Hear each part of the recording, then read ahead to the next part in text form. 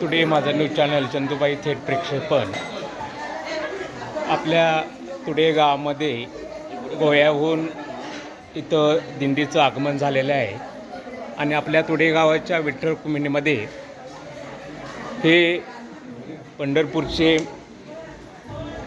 संत मंडळी इथं जेवणाचा आस्वाद घेत आहेत.